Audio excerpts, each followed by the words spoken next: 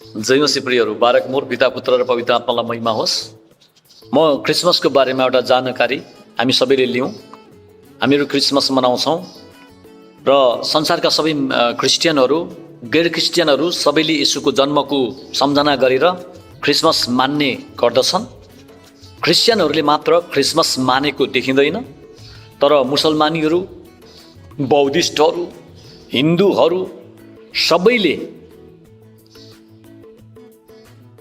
साथै अन्य धर्महरू मान्नेहरू सबैले क्रिसमसको अवसरमा खुसियालीहरू साटासाट गरेको देखिन्छ। यसको अर्थ ख्रीष्ट संसारका सबै मानिसहरूका मुक्तिदाता हुनुहुन्छ भन्ने हो।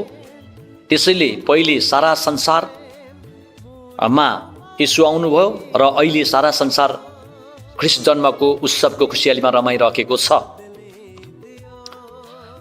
एक नम्बरमा हामी किन क्रिसमस मनाउँछौँ क्रिस्चियनहरू भन्दा, येशूको जन्ममा स्वर्गदूतले यसो भने, तिमीहरूलाई बडो आनन्दको सुसमाचार सुनाउँछौँ भनेर सुनाए। यो कारणले क्रिसमस हामी मनाउँछौँ। लुका 1:10 अनुसार येशूको जन्मको खबरले मानिसको हृदयमा आनन्द मात्र ल्याउँदैन, तर बडो आनन्दको कुरा गर्दछ। यसकारण क्रिसमस मनाइन्छ। यो बडो आनन्दको सुसमाचार केही मानिसहरूका लागि मात्र नभएर सबै मानिसहरूका लागि हो भनेर यहाँ लेखिएको छ। क्रिसमस आजको तारिकमा विश्वव्यापी बनेको छ। यसरी हामी यहाँ क्रिसमस मनाउने तयारीमा छौँ।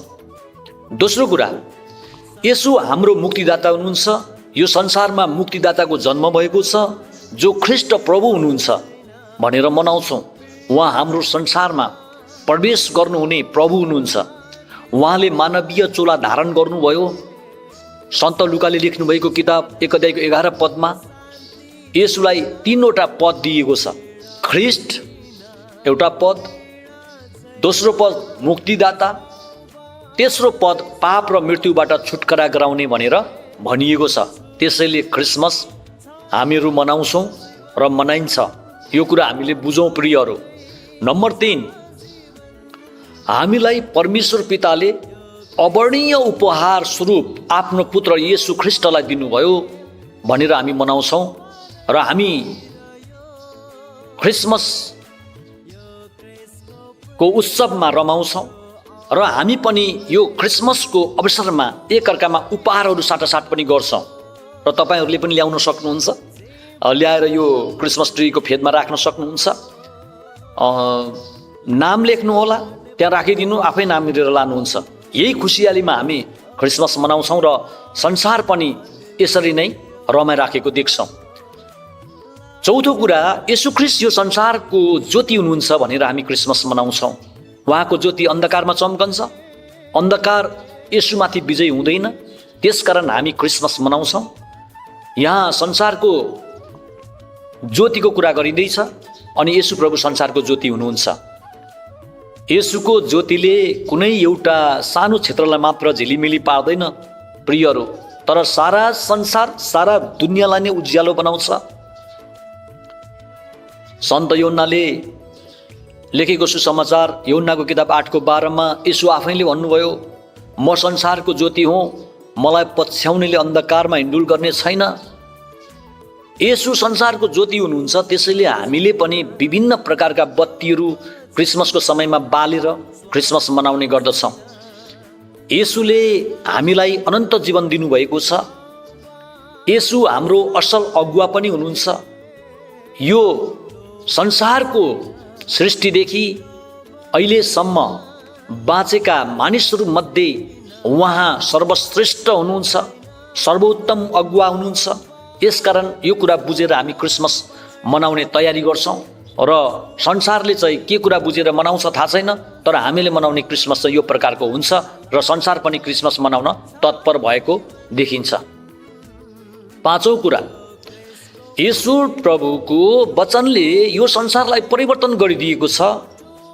उहाँ हाम्रो मुक्तिदाता हुनुहुन्छ, जीवनदाता हुनुहुन्छ। सन्त योन्नाले योन्नाको किताब 10 अध्यायको 10 पदमा लेखे कि जीवनको बारेमा त्यहाँ लेखेको पाउँछौँ। येशूको शिक्षाले संसारका नीतिशास्त्र, स्वास्थ्य, शिक्षा, अर्थशास्त्र, विज्ञान कानुन, कला, साहित्य, सङ्गीत, सरकार आदि जस्ता कुराहरूमा पूर्ण परिवर्तन ल्याएको छ।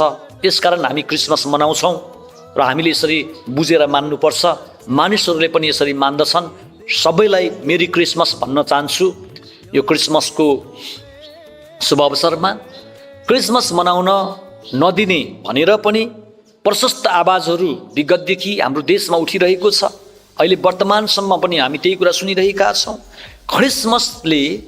क्रिसमस नमानुन् भनेर क्रिस्चियनहरूले क्रिसमस नमानुन् भनेर घरिघरि आवाजहरू उठिरहेको कुरा हामी देख्छौँ, हामीले सुनिरहेका छौँ समाचारहरूमा पनि। उनीहरूको तर्फ हामीहरू नलागौँ, तर उनीहरूको तर्क यस्तो छ कि क्रिसमस मनाउनु भनेर बाइबलमा कहाँ लेखेको छ भनेर उनीहरू भन्छन्। त्यस्तो तर्क दिँदै धेरै विश्वासीहरूलाई भ्रममा पार्ने काम गर्छन्। स्कुलमा, अस्पतालमा, अनाथालयहरूको बारेमा बाइबलमा लेखेको छैन, तर सुरुवात पवित्र बाइबलको प्रेरणाबाट नै भएको हो। विरोध गर्नेहरूले यी कुराहरू विरोध कहिल्यै गर्दैनन्, खालि क्रिसमसको मात्र विरोध गरेको पाउँछौँ। अस्पतालको सुरुवात, स्कुलको सुरुवात, अनाथालयको सुरुवात, बालाश्रमको सुरुवात, महिला हकका कुराहरू ख्रिस्टको वचनबाट भएका हुन् संसारमा। बाइबलले खान पिउन, औँसी, सबात र चाडपर्वलाई मान्दैन भनेर अर्को भरम छर्छन्। तर यस्ता तर्कहरूले क्रिसमस मान्नलाई रोक्दैन। प्रियहरू, हामी आफै रमाउन भन्दा पनि परमेश्वरलाई आदर गर्न तयारी हौँ। मानिसहरूको तर्क यस्तो पनि छ, ख्रिस्टको जन्मको निश्चित छैन, समय निश्चित छैन, नभएको कुराको क्रिसमस मनाउनु उचित पनि होइन भनेर पनि भरम छर्छन्। तर यस्ता तर्कहरूलाई काट्ने थुप्रै प्रमाणहरू तपाईँले बाइबलमा पढ्न पाउनुहुन्छ। सन्त लुकाले लेखे लुका 1:26-38 त्यहाँ जन्मदिन मनाउन मितिभन्दा पनि विषय महत्त्वपूर्ण हुन्छ। यो हामीले जान्नुपर्छ। क्रिस्चियनको विषयमा अथवा क्रिसमसको विषयमा गैर क्रिस्चियनहरूबाट सुरु भएर आएको हो भनेर अर्को भरम छर्छन्। यो पर्व गैर क्रिस्चियनहरूको पर्वबाट सुरु भएको हो, यसकारण मान्नु हुँदैन भन्छन्। तर क्रिसमस पर्वलाई यसरी विभिन्न तरिकाले बाधा दिइराख्दा पनि यस्ता कुराहरू हामीले गर्नु हुँदैन। हामीले गर्ने बारहरू पनि अन्य देवी देवताका नामहरूबाट नै राखिएको छ। जस्तै आइतबार, सोमबार, सूर्य देवता, चन्द्र देवताको पूजासँग जोडिएको कुराहरू छ। मङ्गलबार युद्धको देवतासँग जोडिएको छ। बुधबार जर्मनको एक मिथ्या शास्त्रमा भएको उडन देवतासँग जोडिएको छ। बिहिबार आकाश वा गर्जनको देवतासँग जोडिएको छ। शुक्रबार प्रेमीको देवीबाट सुरु भएको इतिहास छ। यसरी नै शनिबार पनि शनि देवतासँग सम्बन्धित छ। तर आज हामीले यी बारले बोकेका मौलिक अर्थहरू विश्वासको कारणले गुमाइदिएका छौँ। हामीले विश्वास गरेको कारणले गुमाइदियौँ। आज हामी आइतबार भन्दा सूर्य देवतालाई सम्झँदैनौँ। तर हाम्रो लागि आइतबारको अर्थ हुन्छ हप्ताको पहिलो दिन भनेर। अहिले हामीले क्रिसमस मनाउँदै गर्दा, क्यारोल गाउँदै गर्दा न सूर्य देवता न शनि देवतालाई हामी सम्झन्छौँ, न पुज्छौँ, न अरू कुनै देवतालाई हामी पुज्छौँ। सुरुमा क्रिसमस जसरी सुरु भएको भए तापनि अहिले दुनियाँले क्रिसमसलाई येशूको जन्मदिनको रूपमा बुझ्दछ। हामीले पनि यसरी बुझ्नुपर्छ।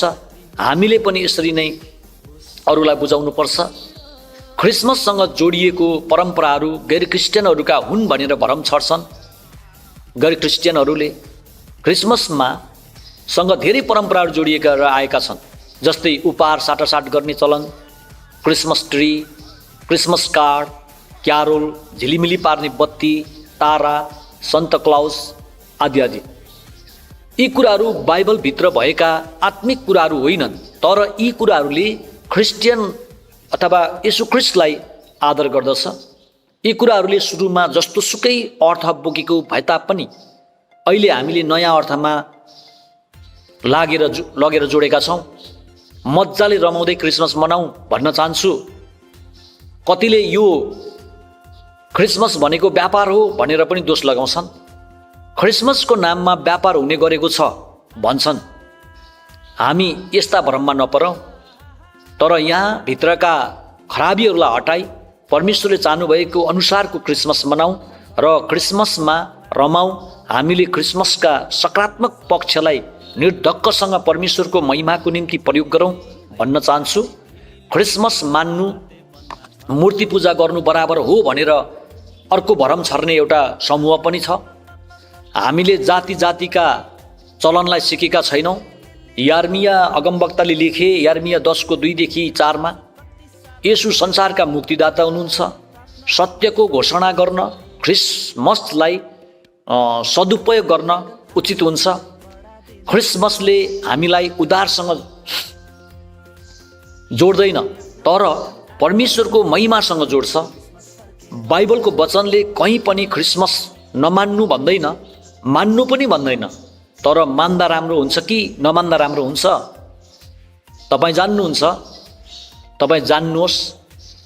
तपाईँहरू सबैलाई म यो क्रिसमसको पूर्व सन्ध्यामा मेरी क्रिसमस भन्न चाहन्छु। सबैलाई मेरी क्रिसमस बारकमुर।